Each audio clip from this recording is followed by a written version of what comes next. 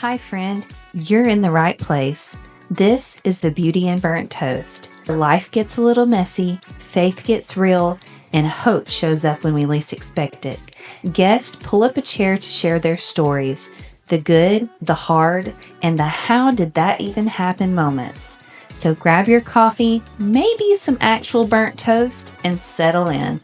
This is the Beauty in Burnt Toast.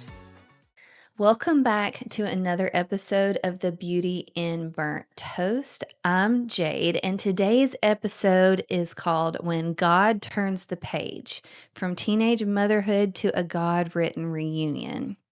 Today, we're sitting down with someone whose story carries the kind of courage that makes you stop and breathe a little deeper.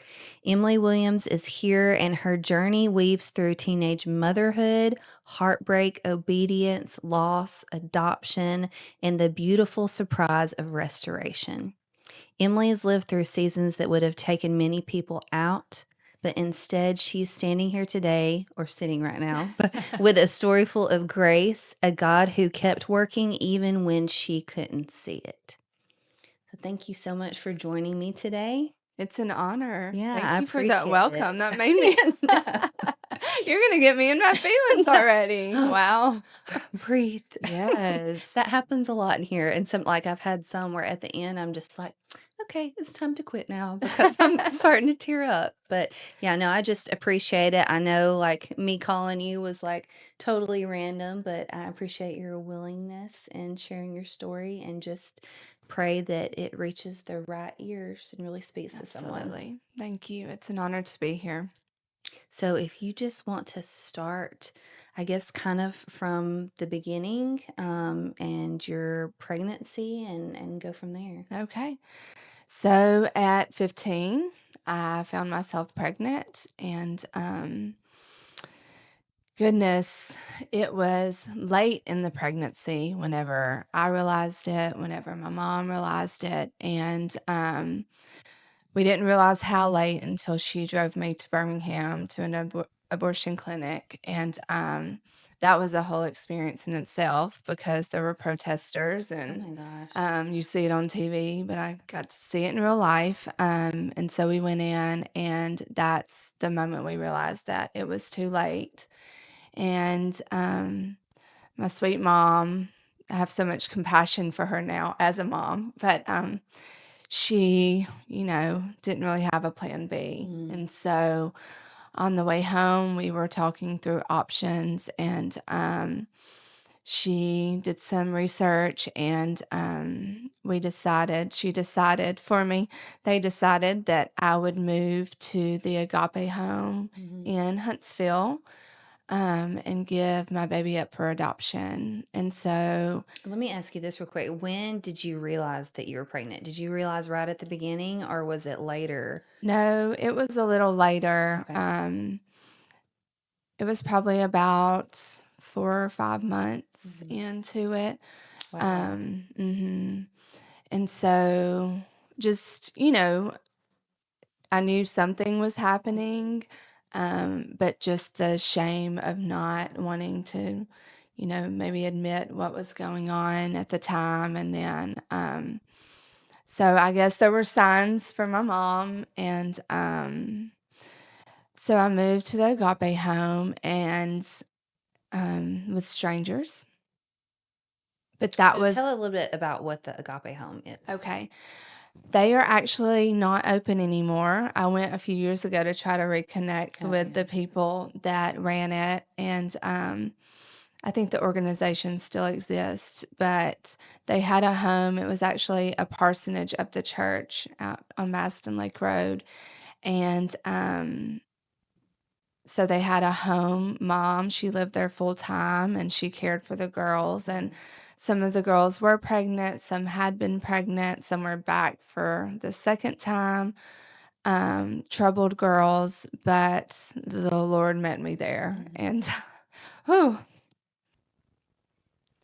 So it was during the holidays. Hannah Grace was born on December 3rd, 1997. And during the holidays, like, they blessed the girls. We got to make Christmas lists, and I don't know, it was so special looking back on it now.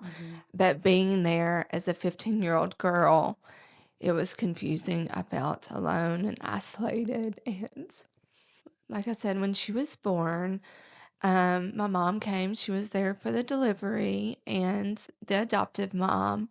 And even leading up to her birth, the adoptive mom, they're believers. They would come and get me and take me out to lunch, and they wanted to get to know me as a person. And we went and shopped together. We bought her the outfit they took her home in together, and it was special. Um, so they were in the room with me during the delivery, and everything went great as far as the delivery. But I'll never forget, being there for just 2 short days with her. And I did have time with her.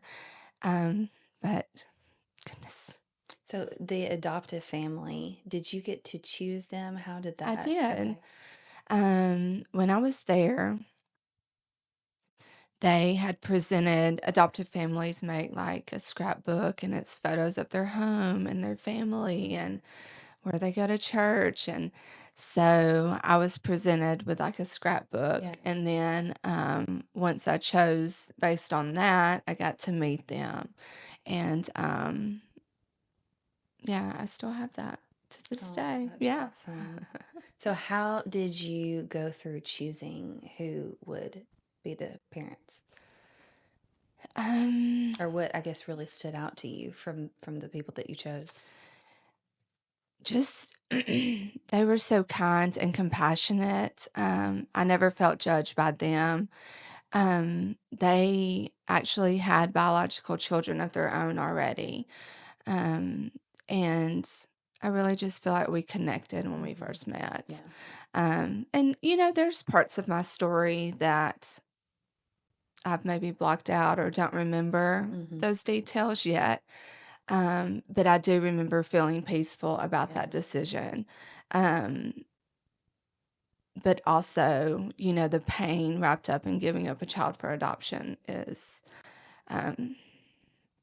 it's hard to see through that. Can't Yeah. imagine. So I took in those moments with her in the hospital, and, I have photos. I want to pause and talk about this box. Yeah. Because whenever, as I mentioned, they let us make Christmas lists, and I never had anything bought for me from the Disney store in Huntsville Mall. And so I don't remember what came in the box, but I had the box. I saved the box because it was so cute at the time. And so all of her things from her birth, her bracelet, and the little card that says it's a girl, everything was so meticulously packaged in this box. And the photo album, her adoptive mom had printed me all the pictures that she took at the hospital, and her birth certificate, all of these items I cherished, and I packed them in this box. And so for 20 plus years, I've not been able to find the box until this year. Oh my goodness. Yeah.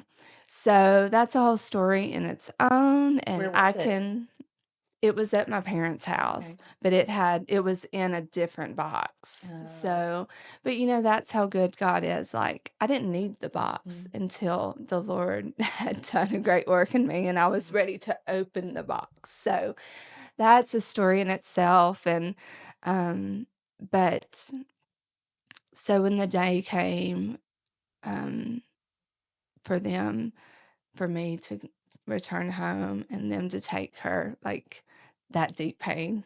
That's what I remember. So did you go straight from the hospital home, or did you go back to the Agape house for a little while after? No, we went and got my things and I went home and I recovered at home.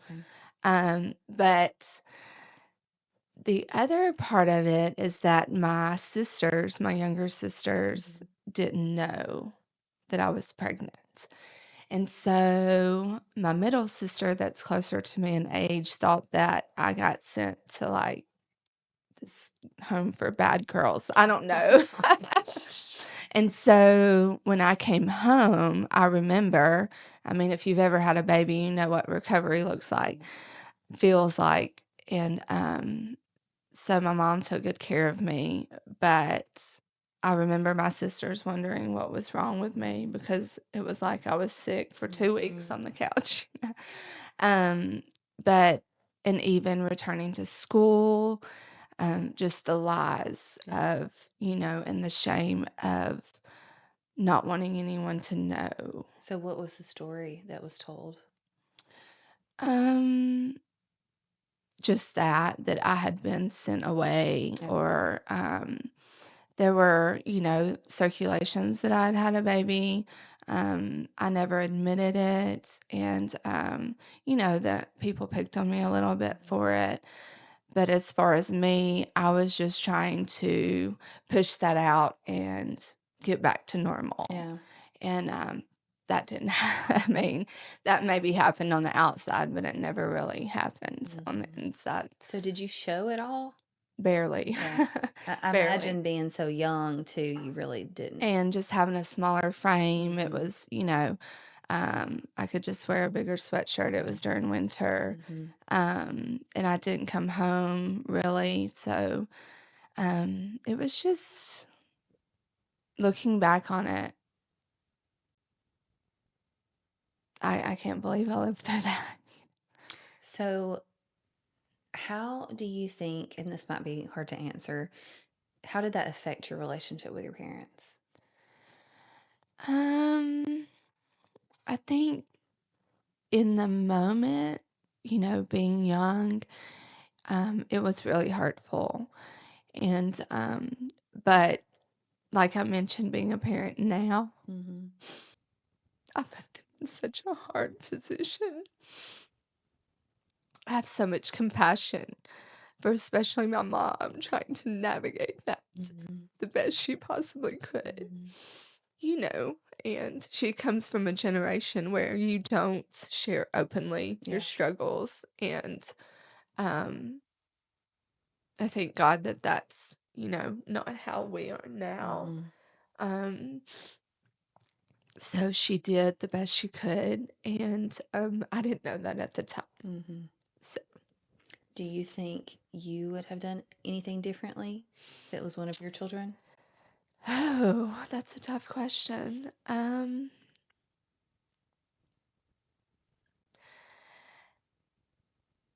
think maybe I would let my child have a little input, make it more of a discussion of what, you want your future to look like. And do I think it worked out absolutely the way it was supposed to?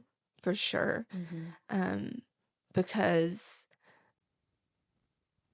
the Blessing Games, they are amazing people, and I was raised in a Christian home, and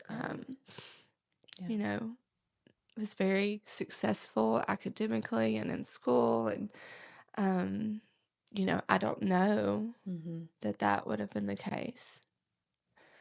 But Well, so let's fast forward a little bit from you coming home. Did you finish high school? absolutely. Okay, you finished. Going on from there, let's go to you meeting your husband and kind of like y'all's life from there. Well, so after many broken relationships, because I was broken, I met my husband in, what did I just tell you before? 2005. Yeah. 2005. Yes. So I graduated in 2000. I met him in 2005. And I'll never forget when we were dating 20 years ago today.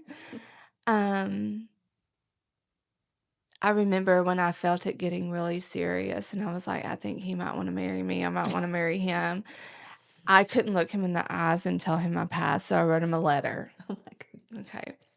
So I wrote him this long letter, and I gave him all the reasons why he shouldn't want to marry me. And of course, he looked at me and he was like, So you told him everything. You yes. told him, okay. So at that point, did anybody else know? Did your sisters? My sisters knew. They didn't. Okay. So we had never talked about it, even up to that point. My husband and I, let's see, goodness. I talked to Matt about it before I did my sisters. Oh, wow. Because the Lord had to work in all of our hearts and just a lot of healing from our childhood, and that, that we were on staff at our church, and I was sitting across from Lindsay at a staff meeting, and we had been doing a book study, and I'd never shared my story publicly. And so this is probably 2011, Okay. maybe 12, but I'm sitting across from her, and the pastors, I forget the book, but the Holy Spirit, like, I'm about to jump out of my chair, because I knew what I had learned and so Pastor Renee was like, Emily, did you have something you wanted to say? And I'm like, No, don't look at me. no, what, am I shaking? And so in that moment, I spoke up and I shared what I had experienced. And my sister, Lindsay, sitting across from me, and she's smiling. And she gets up and runs around the table, and she, like, tackles me. And it was the sweetest moment, and so many people got to experience it. But she was like, I knew it, But just her mercy and grace in that moment. It was so sweet. Her forgiveness. It's amazing. And then my other sister, we had a moment. I can't really remember when, but she said, why didn't you ever tell me? So there was some hurt there because she was older and she was more aware of things that were going on. So, the Lord healed our hearts and they forgave me, and That's awesome. just working through that together. Yeah. And thank goodness we were on a journey with the Lord at that time, so it Makes it different. Absolutely. Yeah, it changes everything. Absolutely. And it's hard for people, I think, to understand that if you're not living that walk, what that feels like to be able to just offer grace to people. Absolutely. A lot of the freedom and healing I experienced is going through small groups, like freedom groups at church, and walking with my pastor through it. And it has been just layers and layers. But choosing to forgive myself over anyone was the hardest part. Because whenever my husband and we had been married, let's see, probably about 6 or 7 years. And we were like, oh, well, we should probably talk about if we want to have kids or not. Because we're just like living life, just the two of us, content and happy. And so we had decided when we turned 30. And then nothing happened, and nothing happened. And just years of infertility and me blaming myself that I was being punished, for giving up a child for adoption. So you were harder on yourself. Absolutely. And you offered more grace to your parents than you did your own self. Absolutely. Yeah. Absolutely. And through me talking to my sisters and starting to share my story, once I kind of broke that initial ice of sharing it the first time and then the second time, I did talk to my mom because we were recording a video for church, and because it's part of her story. And I did want to have her blessing because, it affected all of us. And it was hard for her because, I don't know how it's affected her. And so she gave me permission. And then it's kind of just been a little more over the years. And Yeah.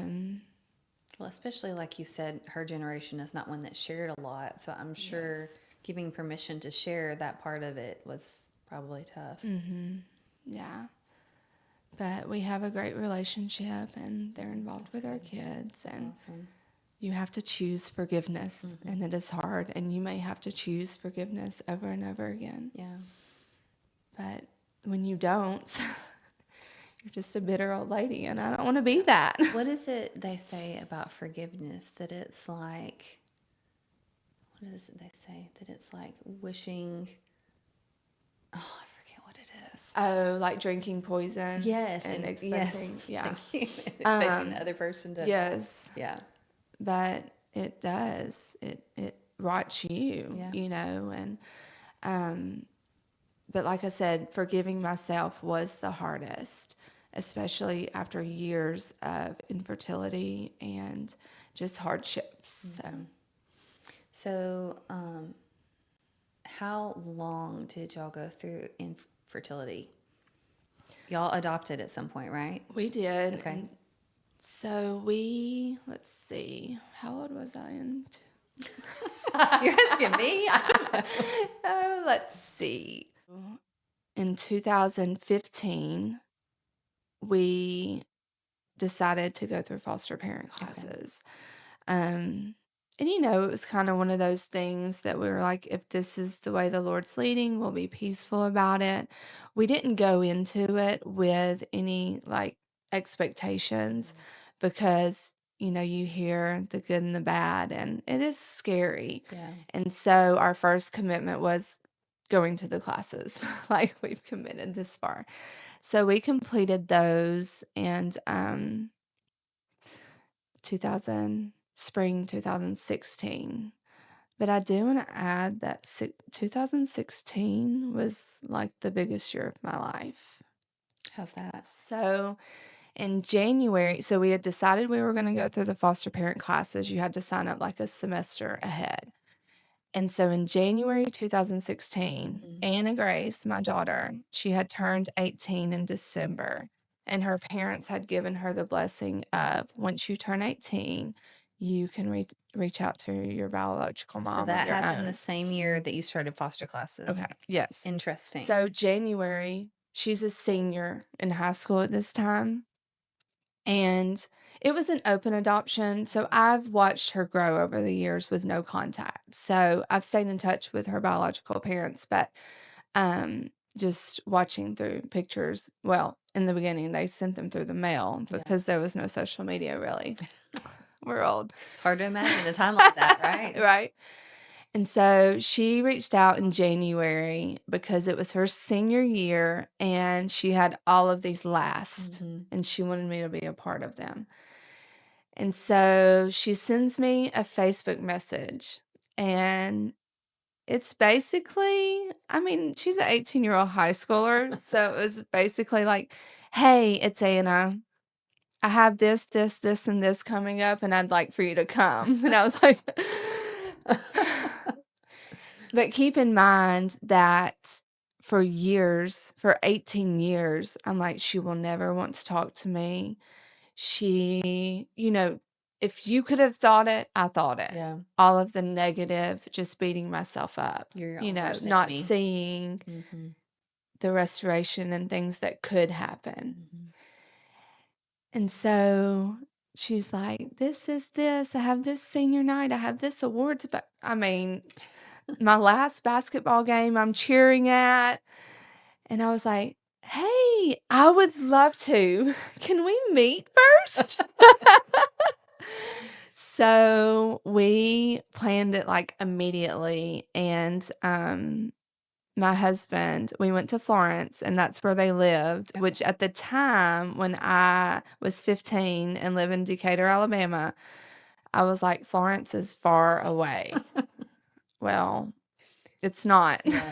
Because we had a campus in Florence, and I actually ran into her Oh my goodness. with some people from church afterwards, and I told her once we met, I was like, "Yeah, I actually saw you in the same restaurant," and it took my breath away because I knew who you were, and she didn't know who I was yet.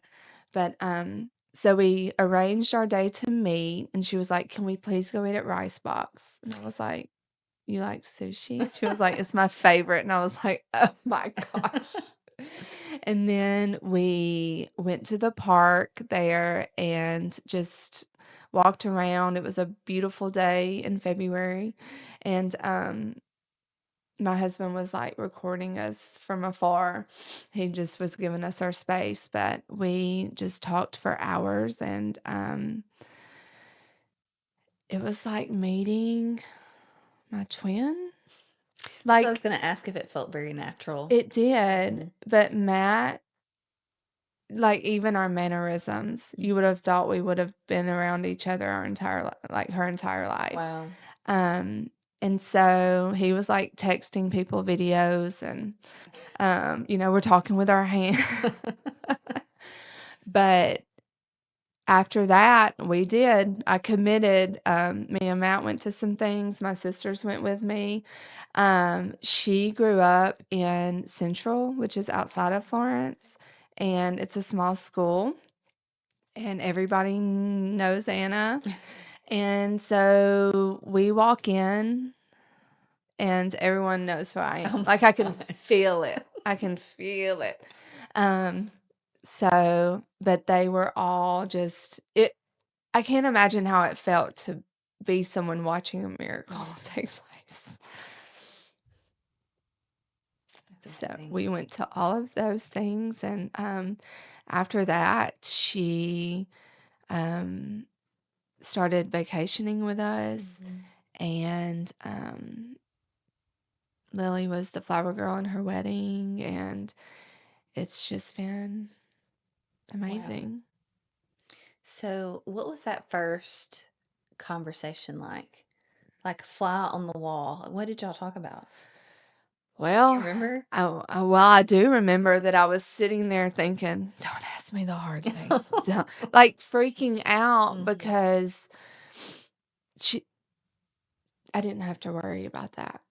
She was so kind and merciful.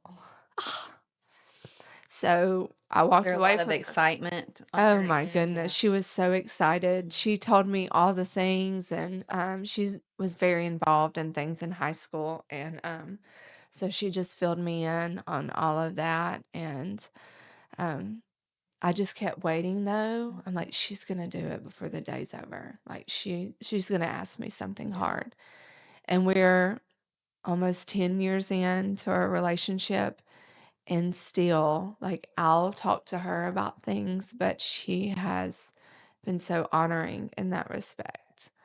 Um, so 2016 it was a big year. So that It sounds happened like early it. on.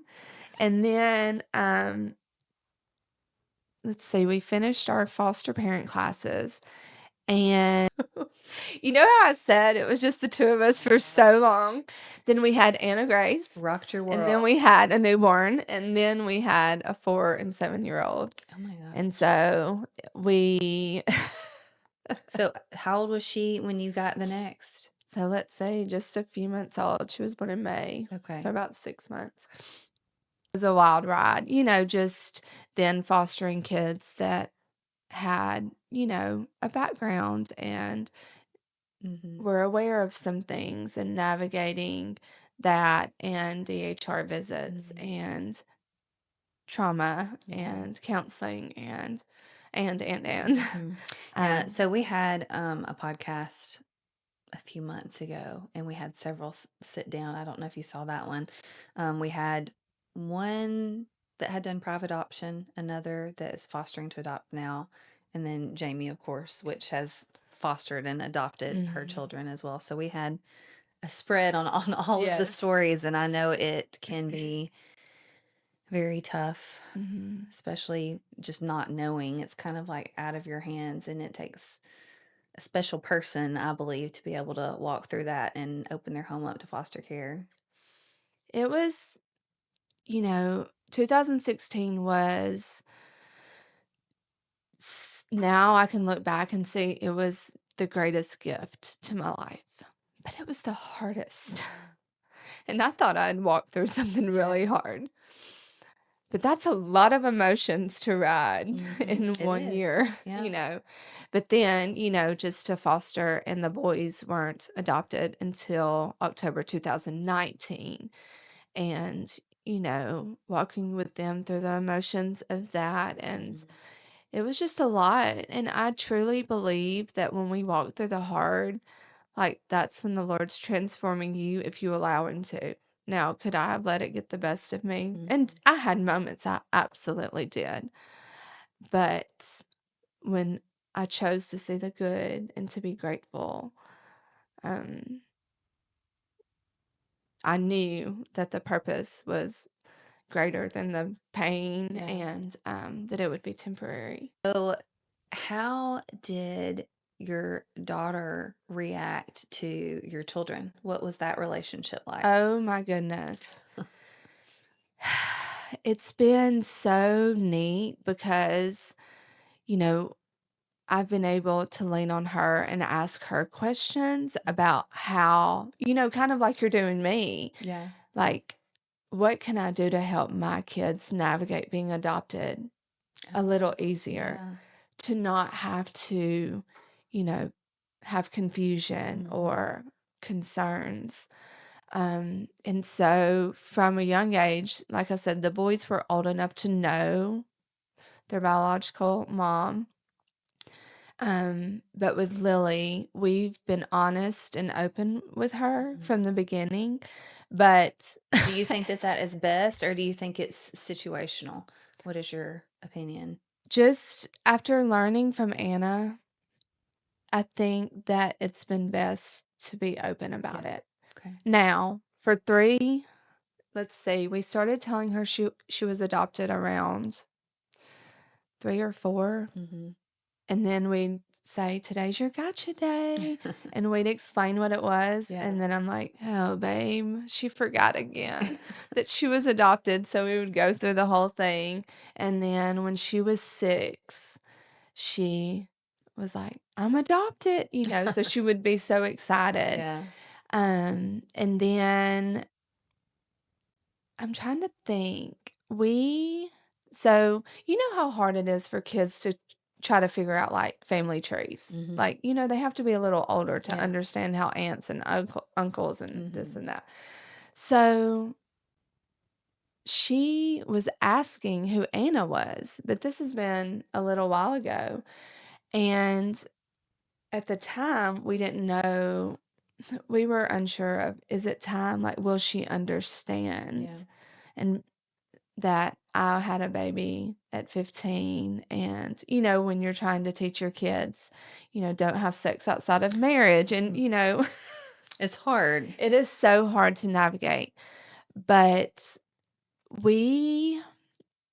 it was last year, we sat her down and told her, and she was like, "You mean to tell me that I have had a sister this whole time? I've always wanted a sister." And you would have Oh to my meet her to get it, but then Well, no, I feel like that happens a lot with kids. Like when you sit down to explain something so serious, and then their brain just goes totally in the opposite direction from what you and you're expected. like, And you're like, what? Like, where did that come it from? was so sweet and so Yeah. innocent. So then she was like, "I need to call her right now." So I have a little video recording. She was like, we FaceTimed her. She was like, "You were my sister," and she's like, "I know," it was so Oh my sweet. goodness. But so she still has the same reaction when she talks about her. That's awesome. But they'll come spend the night, and now they have a daughter. She's about to turn 3. Wow. So that was a whole other layer of it. Like, oh, I'm a grandmother. So what do your kids call her? Like sissy, sister, do they have They just a call name her for her? Anna. Just Anna. Yeah. Okay. So what does her baby, your granddaughter, call you? Emmy. Okay. Yeah. That's cute. I Yeah. like that. So we shot a video this summer, and I was sharing our story for church. And they came and we did a photo shoot of all of us, and it was so sweet. Um, but I mentioned the box. Mm-hmm. And so when I found the box, I believe it's been a little while, but I found it before Quinn was born. Okay. Okay, so it has been over 2 years. And I knew, like, it was the Lord, you have got to open this box with her before she has her own child. And so I said, hey, do you have a day I can come over that your husband's not home, just me and you? I have something that we need to do together. Mhm. And so I went and we opened the box together, and it was so special. It was hard, but we did that. And so I never really shared about the box. Yeah. And so in the video and the photos, there's just images of us holding the box and opening the box, and very sweet. So then Lily, he said, can Lily come over here with you guys? This has been in June. Um, I was like, Lily hasn't seen the box, so you may want to video this. Mm-hmm. And so he did. He videoed me showing Lily the box for the first time. She was so excited. She was like, is that a dirty diaper? I was like, no, baby, I wouldn't keep a dirty diaper. How cute. Oh my goodness. But it was very special. Yeah. So just to see it come full circle, and I'm emotional. I still cry, and that's okay. But it's because of God's goodness. Like, I never thought I would make it to this side of it. Yeah, I mean, it's a very special story. It's amazing to hear how everything kind of connected. Yeah. What is your relationship like now with her adoptive parents? Oh goodness, they are um they're so sweet and inviting, welcoming of our family. We go to Quinn's birthday. Yeah, They that's what I was hosted gonna it ask there. if y'all Yes, interact. so Yeah, they host things at their house, and they welcome us there. And that's amazing. it's really neat. When Lily was adopted, my friends and family threw her an adoption party at the Brick where I met my husband. Um, and they came. Mm-hmm. And so that was so special to get a picture of all of us together. Yeah. Yeah. And it's so crazy because she wanted to be an educator, and that's what I've done for a long Really? time. And now she works in full-time ministry, and I had done that for a season. And so it's just crazy how our souls were just Yeah. connected and so much alike. It's Yeah. you'll have to meet her. So, I didn't ask this. So, did your parents meet her? Oh yeah. Okay, so they're Yes. involved They in are her life. Okay. involved. Yes. Um that happened, goodness, early on. Yeah. Were And they they, was that like navigated. an exciting, were they They were excited and okay? nervous. Yeah. Just about how she would react to Mhm. them. Yeah, I Absolutely. can understand that. Yeah, but her family, they come and spend Christmas Day with me and my family Wow. all day. So, it's been special. So, what would you say is the biggest thing that you learned through all of this? Oh, goodness. I would say that, the saying, there's purpose in your pain. Mm-hmm. And there is. There truly is, if you make yourself available and open up your heart to receive healing and let the Lord transform you, out of that pain. Yeah. Because, looking back, sometimes when I tell my story, it seems so surreal. Um, and I'm so thankful that it didn't drive me to be bitter or Yeah. turn to addiction or, just it was hard. It was so hard. But getting in church and Did being you grow up surrounded in by church? I did not. Okay. No, we started going to Epic, and like I shared, like when I first shared my story, and then going through freedom, and that's what that is. It's just sharing with others, and the more I shared, the more healing, and but I allowed the Lord to heal me and transform me and not be ashamed of my story. Yeah. And you do have to get to a place where you don't care what other people think, but it is inspiring. And so I would just encourage anyone, no matter what your story is and what your past looks like, to allow the Lord to do a work in your heart and not stay in your pain Yeah. and be a victim of your pain. Yeah. Because that it feels easy to do, but living in prison is, I did that for far too long. So I'm just envisioning now like a teenage girl in her room, and she is kind of where you were. She's thinking, I'm pregnant. What am I going to do? Like, what would you say to her? Well, one of my first questions would be, who do you trust? Who can you look to that will help you and listen to you and care for you? But also knowing that adoption is a gift. And so if that is the route that you need, don't be too proud. Yeah. Because you don't know what the Lord has in store for your child. But I would just say that when I was 15, like I know how 15-year-olds think. We think we know everything. No, not at all. But to feel alone and